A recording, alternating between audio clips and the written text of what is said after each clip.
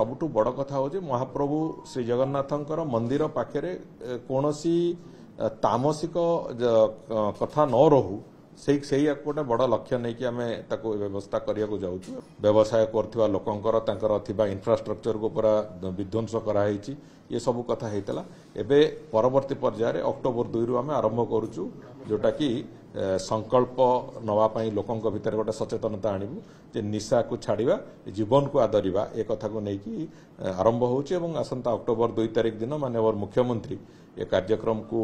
शुभ उद्घाटन करेंगे तार कार्यक्रम उन्मोचन अनावरण करेंगे एवं तापर कार्यक्रम प्रतिटी अंचल चलो ग्राम सभा तो नॉर्मली अक्टोबर 2 रे साधारण भाव में पंचायत राज विभाग ग्राम सभा भी डाके एवं ग्राम सभार एजेंडा भितर रखापी भी प्रचेषा चली देखो आम से गोटे कथा निष्पत्ति होती जोटा कि भी आम एपरिक पॉलिसी रे भी से दिग को आम आने को चेष्टा करुचु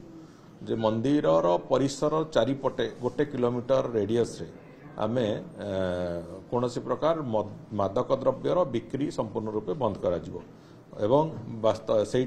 बड़दाण्ड संपूर्ण बड़दाण्ड को मादक द्रव्य बिक्री बंद करा एवं आउ गोटे कथा भी आम तांगे जोड़ू जे कौन आमिष पदार्थ संपूर्ण बड़दाण्ड एवं ताकू संलग्न जो रास्ता गुड़िक अच्छी से भी कौन प्रकार बिक्री बटा संपूर्ण रूपे बंद हम ए कथा को निष्पत्ति होती से कथा को आम आधार करी कार्यक्षम भी करा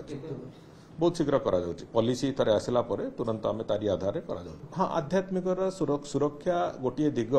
एवं सबुठु बड़ कथा हूँ महाप्रभु श्री जगन्नाथंकर मंदिर पाखे कौन तामसिक